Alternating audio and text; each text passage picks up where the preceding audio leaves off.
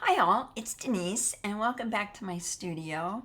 And I just want to bring up a topic that my students ask me quite often, what it takes to find your visual voice, your visual style, and when will that happen and when will I know? And I just want to say, if you're looking for your visual voice and what your style is and you're feeling a little lost, I want you to know that that is part of the process. Finding your voice doesn't happen all at once. It happens over time and in spurts. And sometimes you have it and sometimes you lose it. And it's through play and experimentation and giving yourself permission to do those things. That's when it shows up. I'm actually working on a piece of art that I've been planning for a while.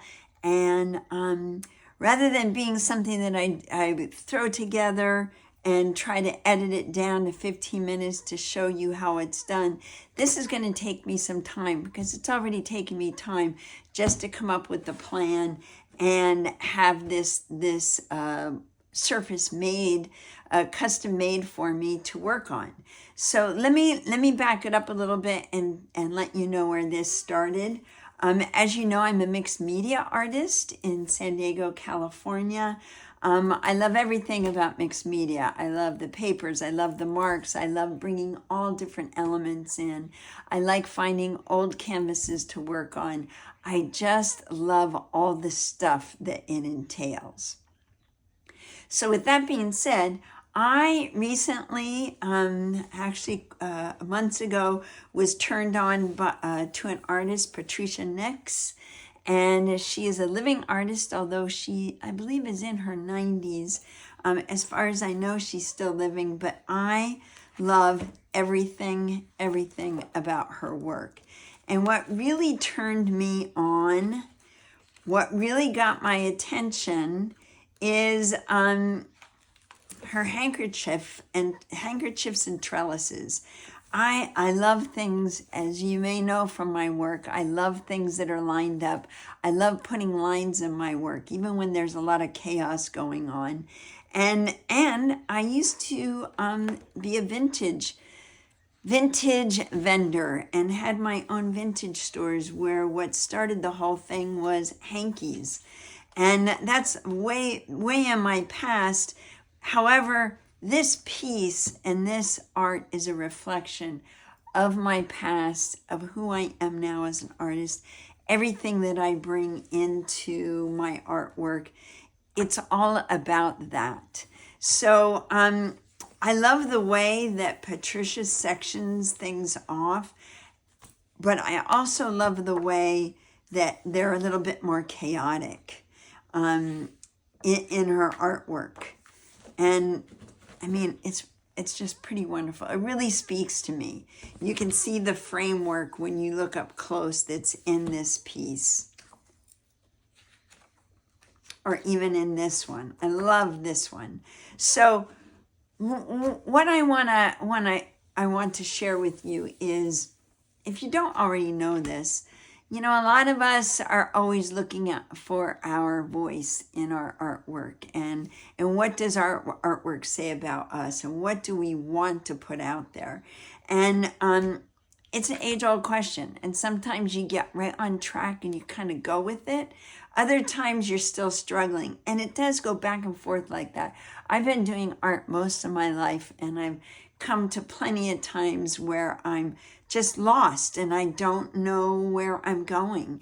And other times I'm so on point of knowing exactly what I want to do. And I'm in one of those spots right now. Haven't created it yet, but I'm getting ready to. I've come close. I showed you a little bit of the piece that I just finished.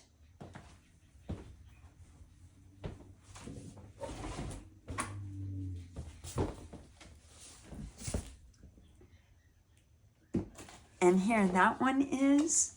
I don't know if I can fit this whole thing in, but I recreated the grid work in this piece using really heavy Kilimanjaro watercolor paper and gluing it down and actually going around with wood putty on all the edges to fill in the cracks. And then I laid papers, I added paint, I took things away, I covered them up. There's a lot of texture going on in this piece.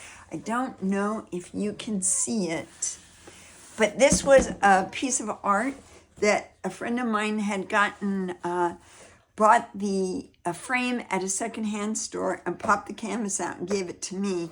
And it already had a lot of texture going on. Some of it I sanded over, some of it I plastered over, but a lot of it I kept because it really worked with this piece. And as I was working on this piece, the story started to unfold. As you can see, there are a lot of houses. Here's one big house. Here's another house. Here's a bunch of little houses. Here's the front door to a house. There's another house here, another house there. And this started to turn into a story. It's a story of who I am, the untold stories. And this, as I was working on it, became more important to me. What started out at first, which is laying papers down and playing, the story started to unfold. And through my life, I've moved many, many, many times. In my young life, my family moved a lot.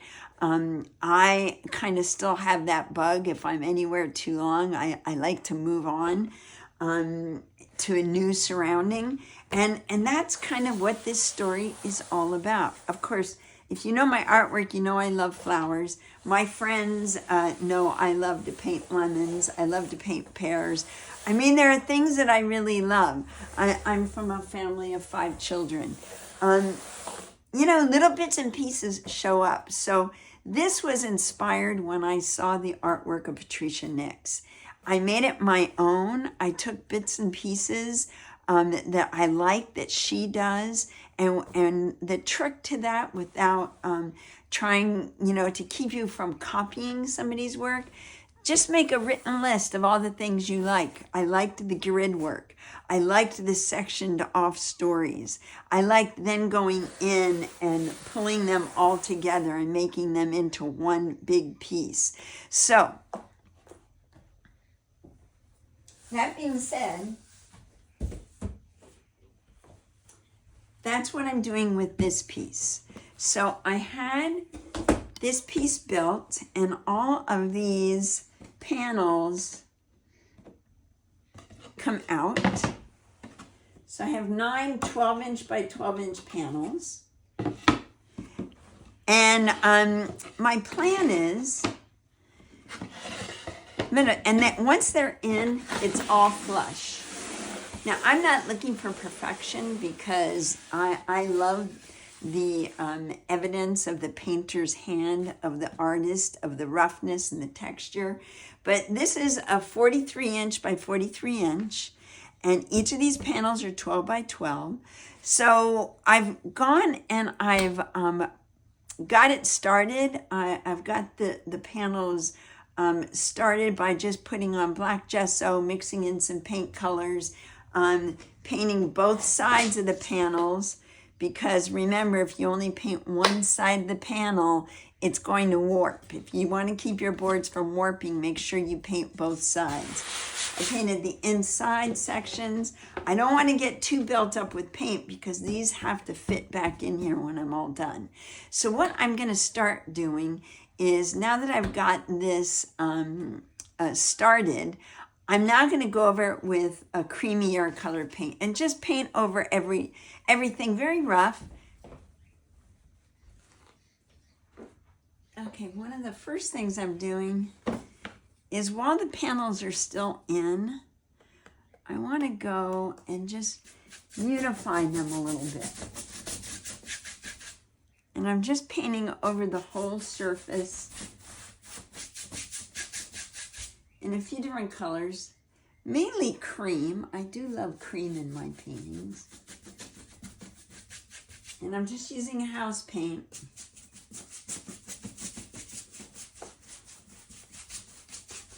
And I'm just kind of almost, not quite quite, but dry brushing because I want that feeling in here of just brush strokes. I've also mixed in a little of my new favorite color out of the tube color, and that's what I'm kind of using here just to get started, is green gray. Green gray. There's also a green blue, but I love this green gray. And I am just unifying and activating this piece. Let's see. I think I want a little bit more up here. It's nice to have it laying flat on the table so I can work my way around it. At some point, I will have to put it up on an easel or standing up while I'm working on it so I can stand back and see what's going on.